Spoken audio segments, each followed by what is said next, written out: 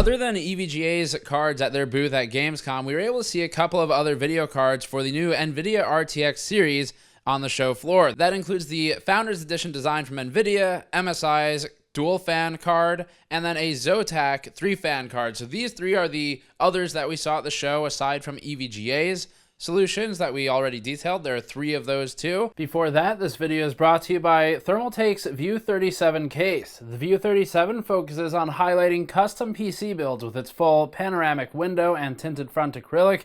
In our thermal testing, the View 37 performed reasonably well when considering its looks-focused build, which is partly thanks to the airflow design and the removal of a bottom power supply shroud.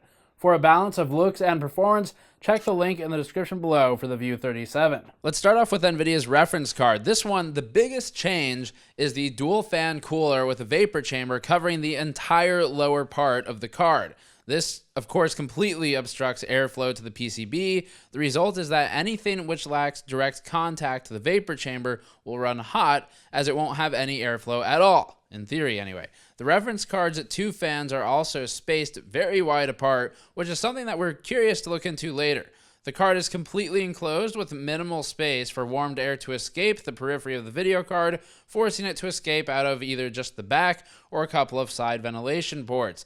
NVIDIA has a lot of distance to go to really make this design competitive, despite the company's citation of a, quote, 1/5 noise level of the original blower. Note also that decibels are logarithmic, and that 1/5 the decibel level, assuming we're going by pressure, is closer to 3 dB.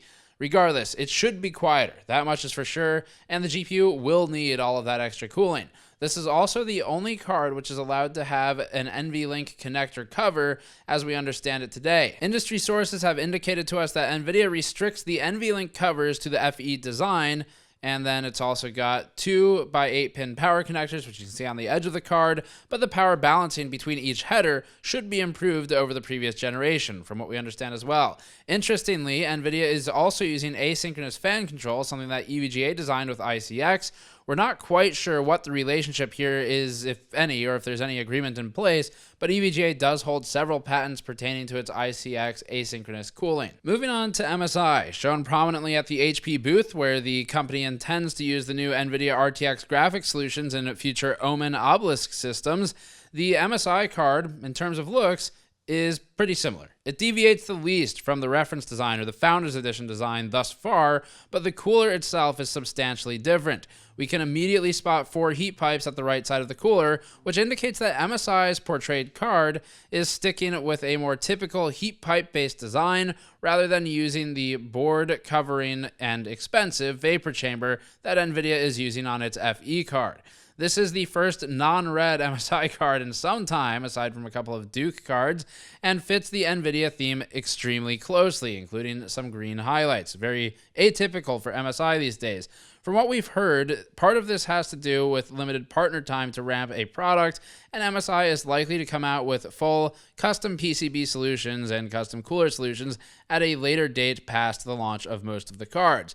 The fans are the same diameter, or very close to it, but do have a 14th blade to the FE's 13, and they do use MSI's more traditional fan design, likely provided by PowerLogic. Finally, Zotac's Amp Gaming 2080 was on display at the Case King booth, where we previously detailed all of this generation's EVGA cards. The Zotac card is significantly different from reference and the card we just showed from MSI, but it does still look like a reference PCB underneath. At least, it does for right now. There's a chance that Zotac makes a custom PCB later, and this might just be for show due to the extremely limited window where partners had almost no information, really. Zotac routinely makes some of the least effective coolers of a given mass, but there's time yet for that to improve with touring. 4 large heat pipes, likely 8mm or larger, hang over the edge of the PCB, where half of the rightmost fan also overhangs. We were able to spot several large thermal pads between the PCB, the base plate, and the cooler, which does indicate a potential improvement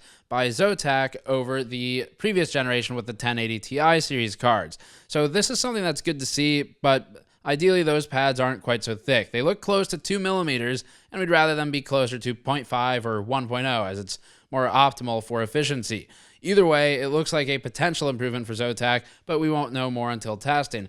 And then finally, most of the PCBs you'll see at launch will be reference PCBs, even if they have custom cooling solutions, but custom PCBs will come later. Just to clarify those previous thoughts, the 1 to 3 month window that we heard originally was for fully custom solutions, whereas you should be seeing some reference PCB solutions with some sort of custom coolers at launch with the NVIDIA FE card. It's just that those full custom solutions will come a bit later because they didn't have enough time with the spec to build out the card. So that's what we know for now for the other 3 cards at Gamescom that we were able to find. We've seen 6 now. You can check the channel for the EVGA coverage. Subscribe for more. As always, go to store.gamersnexus.net to help us out directly, and patreon.com/gamersnexus to help us out there as well. Hopefully the echo wasn't too loud. We were recording in a hotel room past midnight, so bear with us on that one.